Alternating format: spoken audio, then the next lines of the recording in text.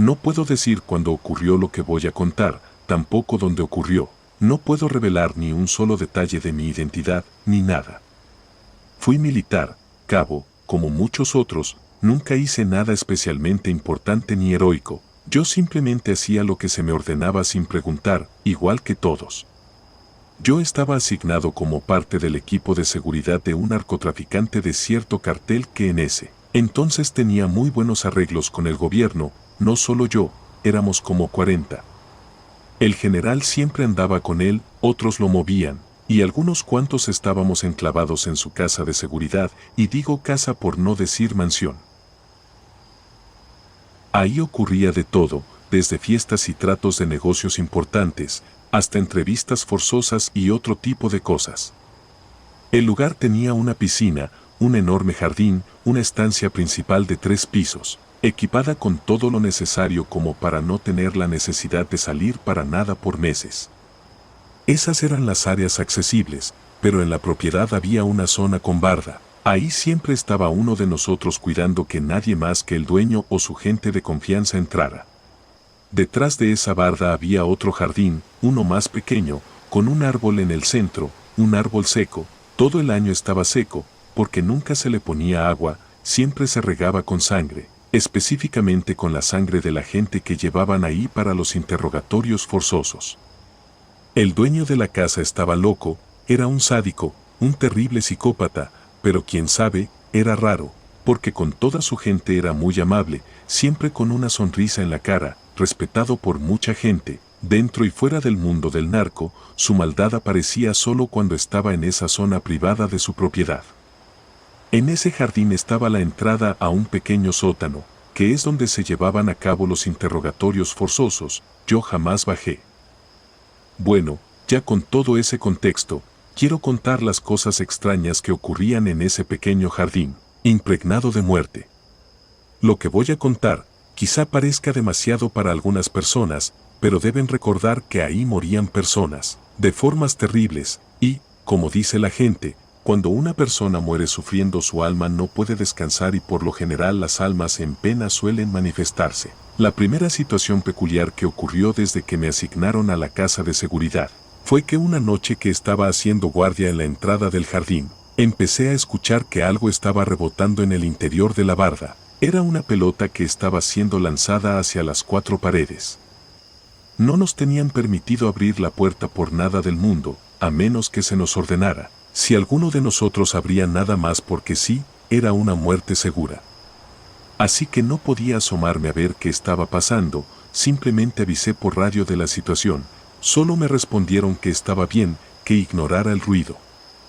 Durante una semana estuvo pasando lo mismo, así que un día, se me ocurrió comentar lo sucedido con uno de los hombres del dueño.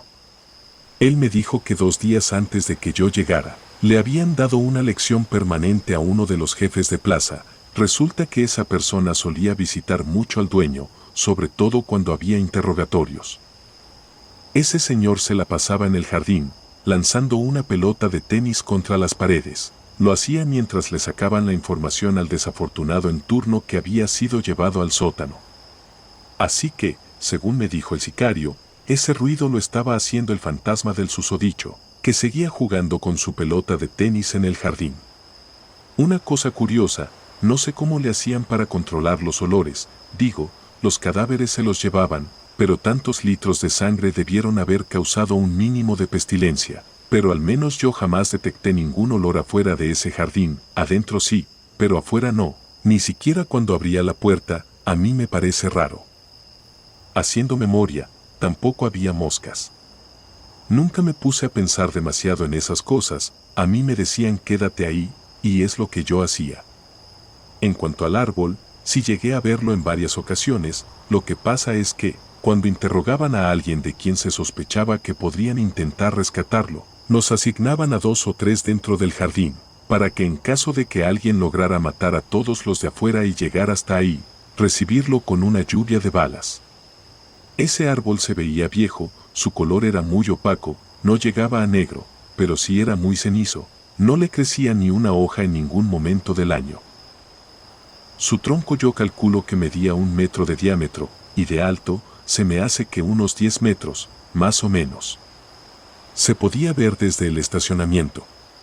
Había otro detalle alucinante: el árbol estaba encadenado, no amarrado con mecate, encadenado con grilletes de acero, y grandes candados que sujetaban el árbol a 4 gruesos postes de concreto que estaban como a 1 metro del tronco. Nunca me atreví a preguntar para qué eran las cadenas, pero claramente el motivo de que las tuvieran no era nada bueno. La vibra que emanaba ese árbol era incómoda, se me complica un poco explicarlo con claridad, pero no era agradable. Si te acercabas demasiado podías sentir como si algo te estuviera oprimiendo el pecho. Hasta la temperatura del aire era más baja cerca del árbol. Nunca había que darle la espalda a ese árbol, era mala idea, porque cuando no lo mirabas de frente, sino que lo mirabas de reojo, podías ver personas paradas alrededor del árbol, viendo hacia el suelo, dando la espalda. En cuanto volteabas a ver el árbol directamente, esas personas desaparecían. Pero si volvías a darle la espalda al árbol y de nuevo lo mirabas de reojo, esas personas ya las veías más cerca y ya no miraban hacia el suelo, sino que te estaban observando fijamente. Una cosa espantosa. Se decía que si hacías eso muchas veces las personas esas te terminaban alcanzando y te mataban ahí mismo. Me dijeron que llegó a pasarle a 3 cabos, pero yo nunca vi nada. En varias ocasiones, no sabría dar la cifra exacta, pero si fueron más de 10 veces, me tocó ver cómo regaban el árbol. Era una cosa grotesca. En cuanto acababan los interrogatorios, mandaban llamar a uno de los jardineros del dueño. Esa persona bajaba al sótano y luego subía con 1 o 2 galones llenos de la sangre del interrogado. Esos galones los vertían en los pies del tronco del árbol, llámenme loco si quieren, pero les juro que ese árbol estaba vivo. Yo pude ver cómo se movía cuando le vaciaban la sangre, no mucho, nada exagerado, pero les puedo asegurar que el tronco y las ramas se mecían algunos centímetros cuando les daban sangre. El dueño tenía una relación ciertamente rara con el árbol, le hablaba, lo acariciaba, no dejaba que nadie hiciera contacto físico además de él. Una vez me tocó ver cómo le dieron un tiro a un sicario, él era nuevo, estaba fumando en ese jardín, yo estaba cuidando, había interrogatorio.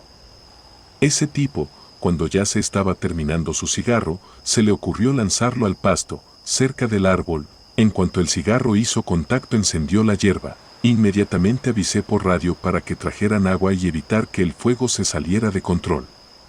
Literalmente pude ver cómo el fuego rodeó el árbol sin tocarlo, las llamas le sacaron la vuelta. Yo no lo podía creer. El dueño tuvo que salir del sótano, estaba de muy mal humor, odiaba interrumpir los interrogatorios. Preguntó qué pasó y yo simplemente le dije. El señor sacó su arma y mató al sicario, así, a la brava, sin miramientos ni titubeos. No le gustaba que se metieran con su árbol. Las veces que me tocó hacer guardia toda la noche afuera del jardín, era normal escuchar gritos que provenían del interior. Eso sí estaba raro, porque los gritos de los interrogatorios no se escuchaban. El sótano estaba bien equipado para que ningún sonido pueda escapar de adentro. Así que definitivamente no era normal que se escucharan gritos. Además que esos gritos solo se escuchaban cuando no había interrogatorios, no tenía sentido. Nosotros, el ejército, estuvimos brindando seguridad para ese narcotraficante por algunos años. Las cosas cambiaron cuando se terminó el sexenio, el nuevo presidente hizo tratos con otro cartel y nos movieron. Yo no duré mucho tiempo después de aquel sexenio. Las cosas actualmente ya no funcionan como antes. Por supuesto que el gobierno sigue teniendo acuerdos con el narcotráfico, eso nunca va a cambiar. Pero a lo que yo me refiero a que las cosas ya no son como antes, es que ya no existe ese descaro de ordenar que sea el ejército el que cuide a los narcotraficantes del cartel contrario, o de instituciones internacionales como la DEA o la CIA.